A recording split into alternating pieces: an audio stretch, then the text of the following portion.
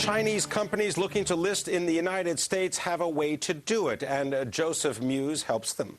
He's the president of Belmont Partners. They specialize in what's called reverse mergers with particular attention on Chinese companies. Joe Meuse, welcome back. Good to have you with us. Thank you. Pleasure. Explain, for those that don't understand the world of reverse mergers, what exactly is a reverse merger and why would a company want to do one? Great question. So it's going public without the cost and time of a traditional IPO. So how it works is you have an existing public company, a company that went public maybe in the dot-com era and didn't work, but it's still public, it still has a shareholder base, a ticker symbol, you can buy it through your broker. So it's a shell, in other words. That's exactly right. There's no business in there.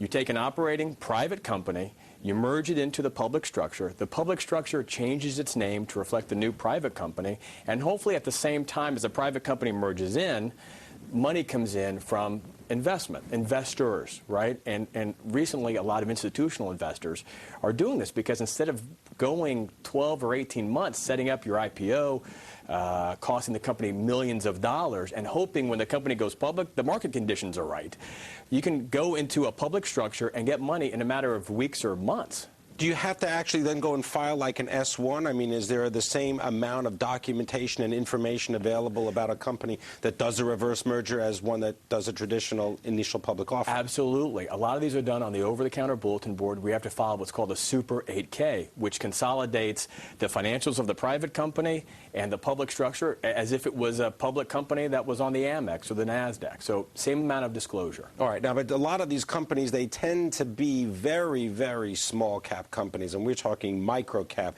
It might even be below $100 million in market value.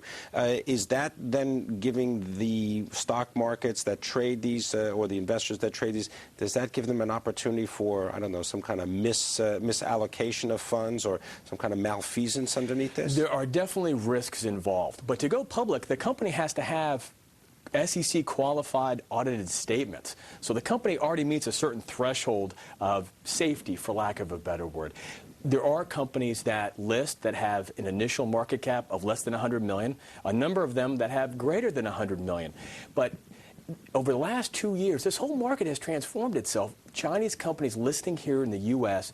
has changed the entire landscape for shell companies, for reverse mergers. There are too many quality Chinese companies that cannot list in China. The only place they can list quickly and efficiently is here in the U.S. It's literally too much supply and not enough demand here in the U.S., which is where I think opportunity is to buy stocks at an $80 million valuation out of China that should really have a $160 million valuation. All right. Now, having said that, I mean, I got to just mention, right, there's been a lot of enforcement, a lot of SEC activity related to not just reverse merger companies, but, you know, micro cap and small cap companies. Absolutely. Related to things like pump and dump schemes, right, where you've got people, the promoters that maybe go on the internet that promote these things.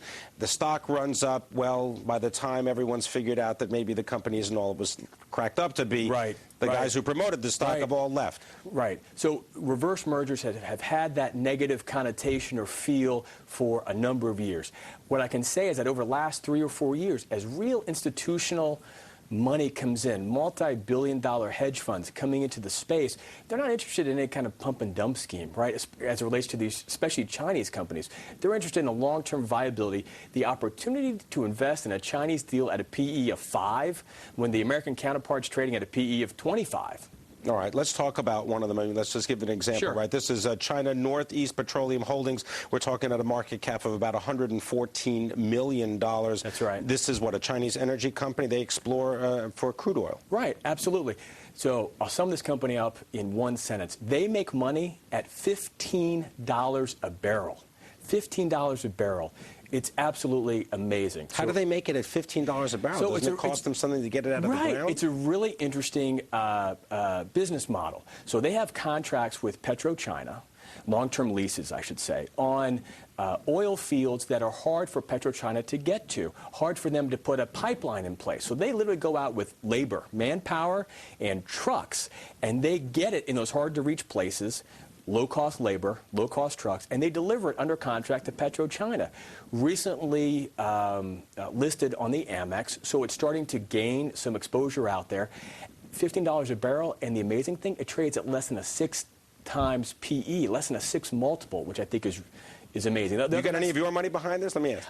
I do not. Any of the stocks we're talking about today, I have no contracts. Belmont Partners has no agreement with them. We are not shareholders in them. We just think they're really interesting companies. All right. We're going to continue the conversation. We've got more with Joe Meuse of Belmont Partners. Coming up, we're going to talk about a Chinese company that invests in coal mines in China. This is Taking Stock on Bloomberg. This is Taking Stock on Bloomberg. I'm Pim Fox. My guest is Joe Meuse. He is the founder and the CEO of Belmont Partners, experts in the world of reverse mergers. This is where companies can actually access the public markets without going through an initial public offering. Joe, let's continue the conversation. You're specializing in Chinese companies. You were talking about Northeast Petroleum Holdings. Right. Now you've got a company that is really focused on the coal business, right? L&L International Holdings. What's L&L International Holdings? Because, boy, it's what, $65 million market cap. That's a small company. Right. So let's take a look at the macroeconomics here. Most of the power that's generated in China comes from coal. They're a coal producer in southern China. They're trading at roughly a multiple of 10. The trailing 9 months, most recent 9 months, year-over-year, revenue almost doubled. Net profit up 700%. They're getting ready. They've announced that they've applied to list on the Amex, which I think opens up their company to a lot of new shareholders. It's great exposure for a company. They have an English-speaking CEO, which I think speaks a lot. If a Chinese company has English-speaking executive members, it makes a big difference. They're really committed to it. So that's L&L. What about the actual holders of the stock? Because in looking at the institutional holders, there really aren't any. I mean, if you take a look, these are real individuals, mainly people who are associated with the company. Should that give people, let's say, pause to do even greater due diligence before investing? Absolutely do due diligence. See if you can talk to the company. See if you get somebody who's speaking English again. I think that is You mean really critical. call the company directly? Absolutely. If you're thinking of investing, go ahead and place the phone call. Absolutely. Send them an email. Absolutely. So last time I was here, we talked about China XD Plastics. Somebody told me today they called the company direct, got the CFO on the line, and speaks English, and said, if you want to come by and meet, I'm in New York, meet. An English-speaking CFO or CEO makes a huge difference on these Chinese deals. They're really committed to being a public company in the U.S. Certainly do due diligence, but on a lot of these companies that we're talking about, they have institutional investors in them. At some point along the way, in terms of going public, they got institutional money. All right. Now, one of the other companies, the last company you want to talk about, at least today, is Shanda Interactive, right? Right. Now, is this a reverse merger? It is not a reverse merger. I just think it's a really interesting play in China. It's really focused on the growing purchasing power of consumers in China. It's an online gaming company, and online gaming, or the internet in China, is where it was 7 years ago in the U.S. You know, China just passed the U.S. in terms of internet users, but they've got 5 times the amount of people. So they have a variety of online games to audience young and old. They trade at a multiple of 17. They're on the NASDAQ, about a $3 billion market cap, so a little bit what I would call a safer investment for somebody who's a little bit risk averse. But the people who are going online in China is going up over 30%. So I think that's a really interesting play. All right. Well, we're going to have to follow all these and see what happens. I appreciate you coming in and educating us about the world of reverse mergers and these Chinese companies in particular, coal, oil, and, well, online gaming. Appreciate it. Thank you very much. Joe Meuse from Belmont Partners.